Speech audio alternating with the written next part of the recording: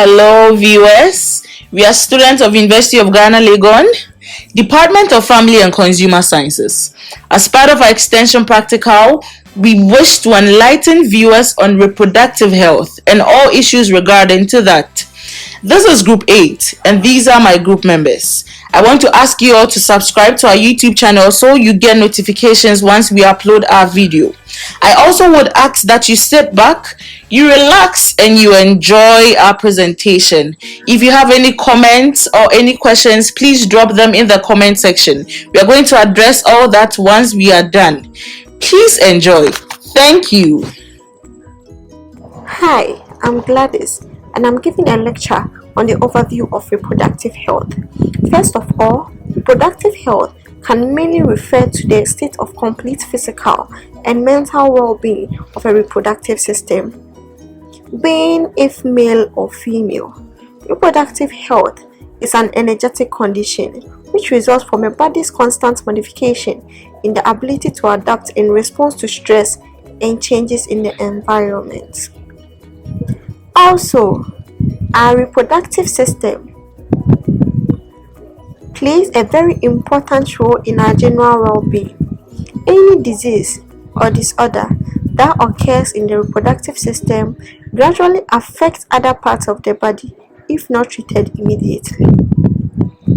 So, it is therefore advised to see your doctor or report to any medical practitioner if you are seeing any changes in your body.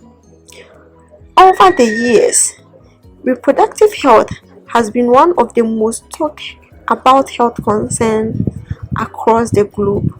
Hence, a lot of precautions and medicines, among others, has been made to help individuals to take good care of their reproductive system. Women are mostly the group of people that reproductive health is associated with due to the processes or changes they go through in their lifetime. These changes include menstrual cycle, menopause, and childbirth. All these stages also comes with their advantages and disadvantages on the human system. That's females. When the periodic flow begins, it brings about changes to the reproductive system and thereby brings certain changes to the reproductive health, either negative or positive. When a woman does not take good care of their cells and also practice good personal hygiene when she is in her period, she can contract some infections which can disrupt her reproductive health. Also, men are not exempted from this. They also have their safety precautionary measures of which they should take into consideration to help boost their reproductive health system. These are few of some of the measures that they can take into consideration or follow to help them in their reproductive system. 1. Avoid smoking. 2. Avoid eating a lot of sweet and junk foods. 3. Reduce or quit drinking alcohol. And then 4. Eat more vegetables. We move on to some myths and misconceptions associated with sexual reproductive health. Most of these myths are created from the society we belong and also the religious groups we find ourselves in. Some of these are an individual not getting pregnant if she douches after sex. Many people think douching with either douching fluid or bubbly cool drink such as Coca-Cola or Fanta can get all the sperms out after sex. This is not true because an individual's vagina contracts during orgasm and to receive sperms and comes back to normal after sex. So it makes it impossible for any douching fluid or Coca-Cola to take the sperms out of the vagina. Also, It is believed that you can use a balloon or a tie without using condom. This is not true because condoms are electronically tested to meet strict standards of strength, reliability, and resistance to tearing. Frankly, it costs about the same amount of money to buy the real thing. Also, most people think that you will not fall pregnant if you have sex while standing up. This is one of the fallacies which are even funny and are not supposed to be impeded. It doesn't. The only thing that do not cause pregnancy is oral sex. And even with that, it has its own implication, which includes the acquisition of STD transmission. The acquisition of sexually transmitted diseases. Hi, I'm Dr. Serafin Aku from the F-Course Community Hospital. On the 13th of February 2020, a young lady walked into the consulting room. She looked pale. I asked her what the problem was. She said, "Doctor, my menstrual cycle is irregular, and whenever I flow, it is very painful. I sometimes bleed in between my periods." Looking at her complaint, I realized that this could be symptoms of uterine fibroids. But knowing that it was ethical to conduct scans to properly diagnose her, I referred her to those who were in charge. This is a case of young ladies out there, some young ladies I mean. And so, I saw it as very important to take my community through what they have to know about this reproductive health disease. Today, as part of our reproductive health education, we'll be looking at uterine fibroids. Relax and listen. Thank you. Hello, I'm Natasha, and I'll take you through what a uterine fibroid is. So a fibroid is a benign tumor of muscular or fibrous tissues, typically developing in the walls of the uterus of a woman. It is also a non-cancerous growth in the uterus that can develop during a woman's childbearing years. Uterine fibroids are usually round. Sometimes these fibroids become large and cause severe abdominal pains, stomach aches, and very painful menstruation periods. Thank you. Hi everyone, my name is Nanaya Kwachwa Benfo, a member from Group 8, and I'm here to talk to you about uterine fibroid. But I'm going to focus on the causes and the symptoms of the fibroid. The causes of uterine fibroid are not known, but research evidence suggests that there are some factors that play a role in the growth of the fibroid. Excuse me. One of the factors are genetic changes. Example is a genetic mutation in the MED12 or FH genes. Many fibroid contains changes in the genes that differ from those in the normal uterine muscle cells. And the second one is the hormones. That is the female body. We have the estrogen and the progesterone hormones. These two hormones stimulate the development of the uterine lining during each menstrual cycle in the preparation for pregnancy, and they appear to promote the growth of fibroids. And fibroids contain more estrogen and progesterone receptors than normal uterine muscle cells do.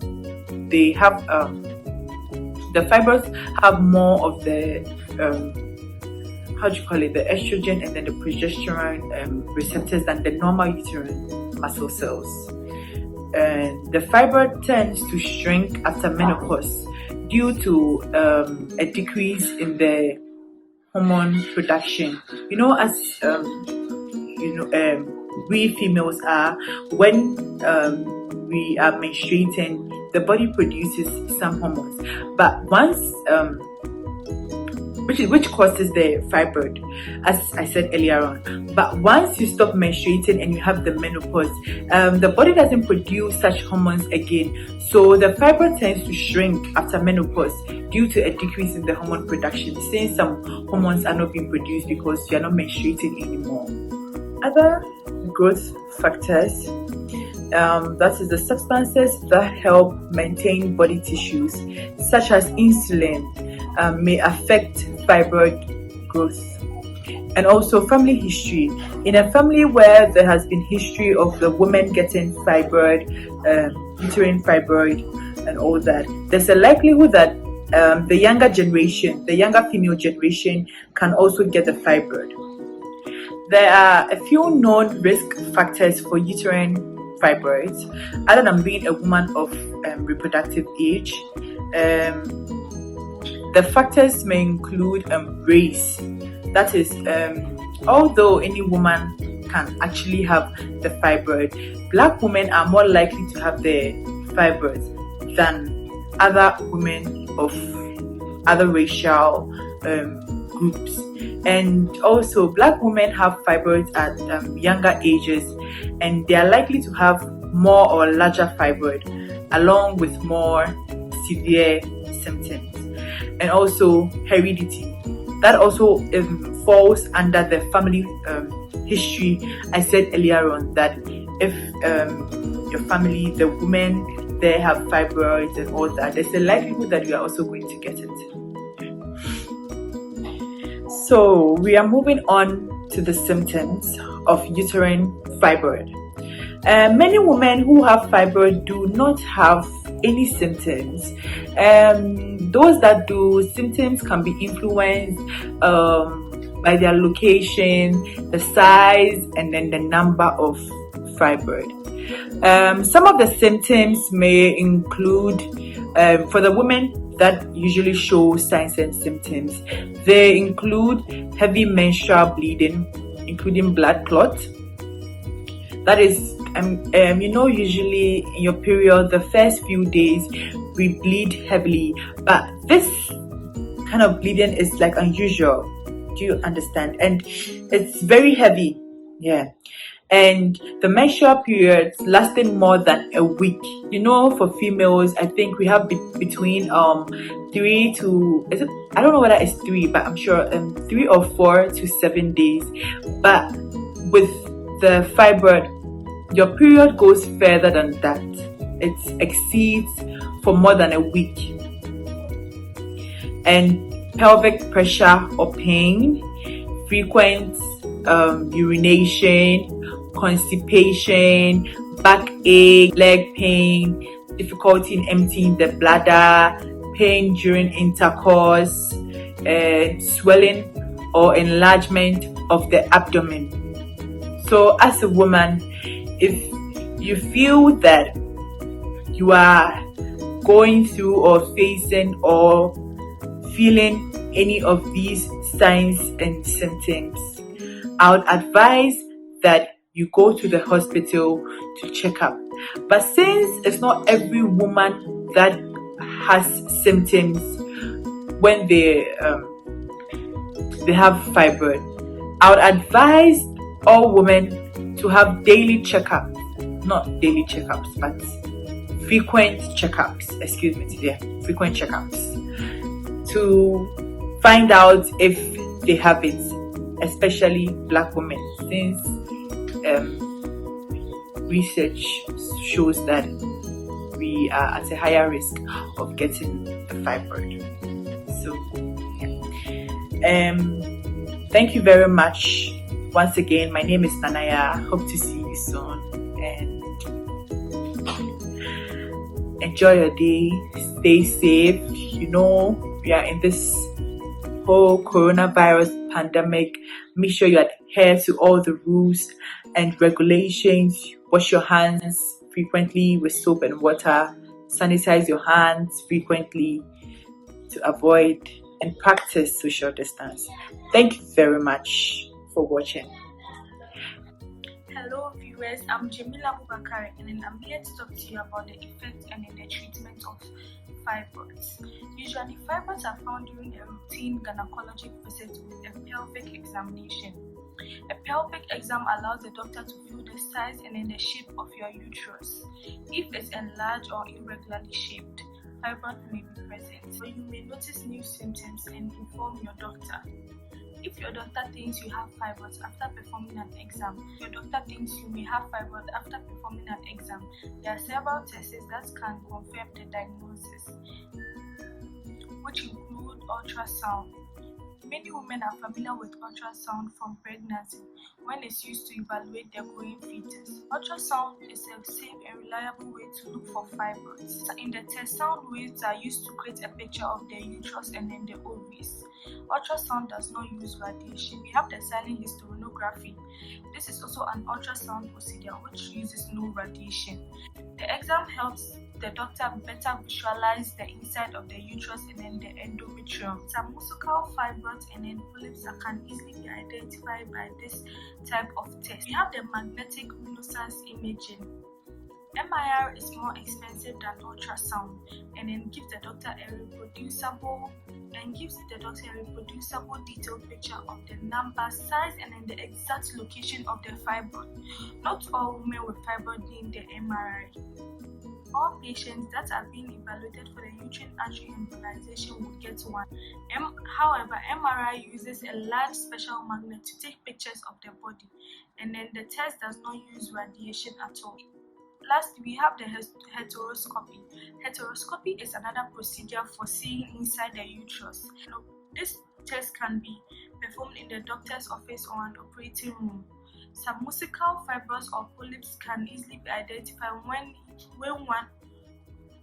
we use this test. After an individual has been diagnosed of fibroid, treatments for fibroids can range from no treatment at all to surgery. Unless fibroids are causing excessive bleeding, discomfort in the bladder, or bladder problems, treatment usually isn't necessary. After an individual has been diagnosed of fibroid, treatments for fibroids can range from no treatment at all to surgery. Unless fibroids are causing excessive bleeding, discomfort in the bladder, or bladder problems, treatment usually isn't necessary. If you have fibroid, you should be evaluated periodically to reveal symptoms and then to monitor the fibroid and then the uterus size with abdominal and then pelvic examination. If you don't have symptoms, routine pelvic ultrasound have a little benefit until menopause, but is not an indication that you need treatment unless the change is accompanied with a disabling symptoms. I'm going to brief you about the treatment of fibroids. First of all, we have medication. Currently, the medications available for fibroids can temporarily improve the symptoms, but they do not make fibroids go away at all. For women with heavy bleeding, it's worth trying medication before undergoing any surgical procedure. Women with pressure symptoms caused by a large fibroid will not benefit from the medications available right now. Secondly, we move on to contraceptive pills. Women with heavy menstrual periods and fibroids are often prescribed hormonal medications to try and reduce the bleeding and then to regulate the menstrual cycle. These medications will not shrink the fibroids or make them grow at a faster rate. If the medication has not improved the bleeding after 3 months, consult a doctor. Women over the age of 35 who smoke should not use oral contraceptive. The next treatment is a GnRH agonist, but then we'll focus on the lupron because it's a well-known medication. GnR agonists are a class of medications that temporarily shrink fibroid and then stop them from bleeding by blocking the production of the female hormone, that's the estrogen. Although lupron can improve fibroid symptoms, it causes unpleasant menopausal symptoms such as hot flashes. Long-term use of this lupron can cause a bone loss. Lupron is recommended only for specific cases. It may be recommended if you have heavy bleeding and serious anemia, and you will need a blood transfusion during the fibroid surgery. If you take lupron for 2 to 3 months before the surgery, your periods may temporarily stop and eliminate the needed blood for blood transfusion, which is the intrauterine devices. also known as the IUDs. Although the IUDs are typically used to prevent pregnancy, they have other benefits as well. An IUD that releases a small amount of hormone into the uterine cavity can decrease bleeding caused by fibroids. An IUDs can be inserted during a routine office appointment with a doctor. Hysterectomy is an operation to remove fibroids while preserving the uterus. For women who have fibroid symptoms and you want to have children in future, this operation is the best for you. Myomectomy is effective, but then fibroids can regrow again. The younger you are and then the more fibroids you have at the time of the myomectomy, the more likely you are to develop fibroid again in the future.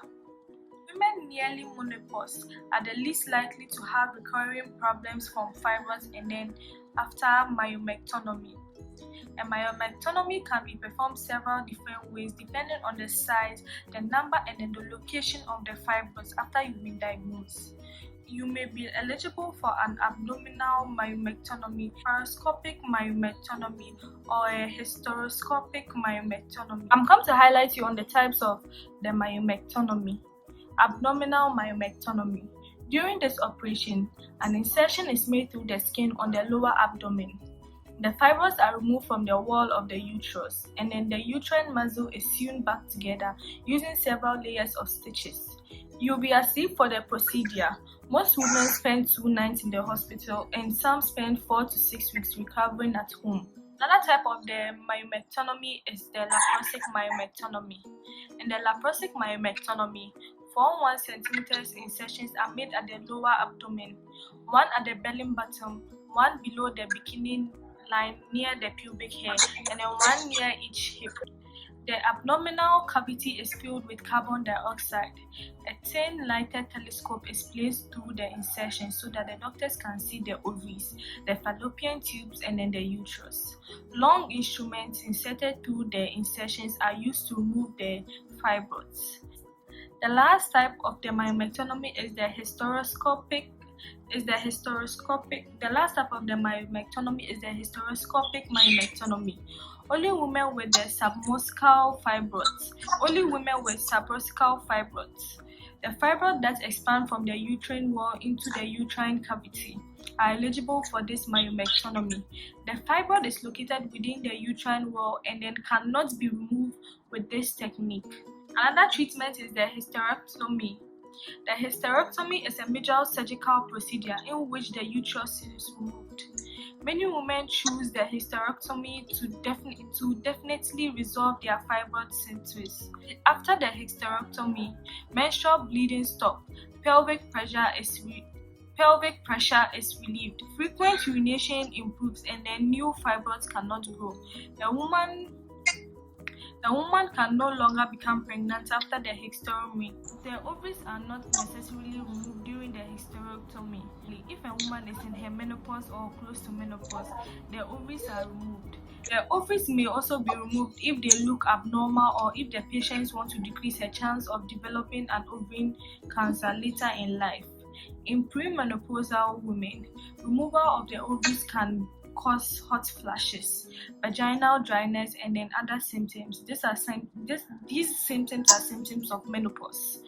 You should discuss the pros and the cons of the ovarian removal with your doctor before undergoing this type of treatment.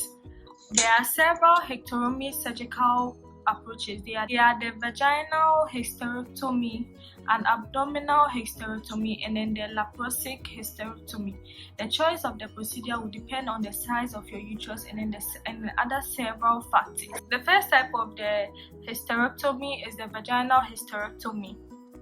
A vaginal hysterectomy is performed by removing the uterus through the vagina rather than through the insertion of the abdomen. To be eligible for the vaginal hysterectomy, the uterus cannot be too large. The next type of hysterectomy is the abdominal hysterectomy. In the abdominal hysterectomy, the uterus is removed through a horizontal intersection on the lower abdomen. It's called the bikini cut. If the uterus is very large or if there are scars from earlier operation, it is necessary to make a vertical insertion instead. A total abdominal hysterectomy means removing the uterus from the cervix. Women who have abdominal pap smear are usually encouraged to have their cervix removed. So a subtotal or supracervical hysterectomy means removing only the upper part of the uterus. Women who retain their cervix may have less bladder leakage and then vaginal relaxation. However, it has not been scientifically proven. The last type of hysterectomy is the laparoscopic hysterectomy. This is a new procedure in which the uterus is removed through a very small incision on the lower abdomen. Cervix remains in place. Women with large fibroids or large uterus may not be candidates for the laparoscopic hysterectomy. In the procedure, 4 1 cm incisions are made in the lower abdomen, one at the belly button, and then one below the bikini near the pubic hair area, and then one near each hip. The abdominal cavity is filled with carbon dioxide. A thin lighted telescope is placed through the insertion so that the doctors can see the ovaries, fallopian tubes, and then the uterus. Long instruments are inserted through other insertions are used to remove the uterus. A special instrument is used to cut the uterus into smaller segments for removal through the small insertions. At the end of the procedure, the gas is released and then the skin insertions are closed. During this period, one sleeps the whole time. On to the last treatment, which is the uterine artery embolization, also known as the UAE. UAE is a relatively new procedure and an alternative to open surgery for fibroids. Embolization is a technique that blocks the blood flow of fibroids, causing them to shrink and then die. They often decrease the menstrual bleeding and symptoms of pain, pressure, and then urinary frequency and constipation. UAE is performed in the radiology suite rather than an operating room. An intravenous line will be placed before beginning the procedure, and then you need to be sedated. One will remain awake but sleepy throughout the procedure. A needle is placed in the artery of your leg. A small cutter is then placed into the artery, and then X-rays are taken off, and then X-rays of your arteries are taken. This is called arteriogram. That's the supply of fibroids. The cutter is then used to select these arteries and slowly injected particles called the fullerene alcohol, which are the size of a sand grain. The particles block the flow of blood. After the left and right uterine arteries are embolized, another arteriogram is performed to confirm the procedure is complete. Afterward, one will rest in the bed for 6 hours. Lie flat with your legs straight. The amount of pain a patient feels or experiences varies from one person to the other. Effects of fibroids. The first effect is heavy period. This can sometimes prevent a woman from functioning normal during menstruation, leading to depression, anemia, and then fatigue. The second effect is abdominal pain. If fibroids are large, swelling and discomfort may occur in the lower abdomen. This may cause constipation and then painful bowel movements. Pregnancy problems, preterm birth, labor problems, and miscarriages may occur as estrogen levels rise significantly during pregnancy. The fourth effect is infertility. In some cases, fibroids make it harder for fertilized egg to attach itself in the lining of the woman. A submucosal fibroid growing inside the uterine cavity may change the shape of the womb, making conception very difficult. For a woman with fibroid who suddenly develops severe abdominal pain should contact a doctor immediately. Thank you so much for listening to me, and I hope you are keeping safe during this pandemic era. Now, let's have a look at the prevention of uterine fibroids. Prevention of uterine fibroids may not be possible. Nonetheless, adopting a healthy lifestyle, such as maintaining a good body weight, can decrease one's risk of getting uterine fibroids. A normal body weight falls between a BMI, that is the body mass index, of 18.5 to 24.5 kilograms per meter squared. Also, having good eating habits, such as eating balanced diets and including fruit and vegetables in one's diet may decrease one's risk of getting uterine fibroids. Maintaining a normal blood pressure can also decrease one's risk of getting uterine fibroids and other related diseases. Get enough vitamin D to build strong bones and teeth, and also build strong immune system. Avoid smoking and consumption of alcohol, because consumption of alcohol and smoking are the basis of several medical conditions, with uterine fibroids being one. This brings us to the end of our section. We hope you enjoyed it. In this season of coronavirus pandemic, we plead with you that you stay at home and stop the spread. Stay safe. Thank you. In conclusion, I think my group members and I have taken you through what uterine fibroids are, what the causes of uterine fibroids are, what its signs and symptoms are, its effects on people, and finally, its solutions and preventions. I believe learning has taken place. I would like you to drop your comments and your questions in the comment section below, and I would answer all that. And I know that you've studied a lot. Now, to the ladies out there, I just want you to know that uterine fibroids are not a death sentence. Once you develop those symptoms, please go to the hospital and you'll be taken care of. Thank you.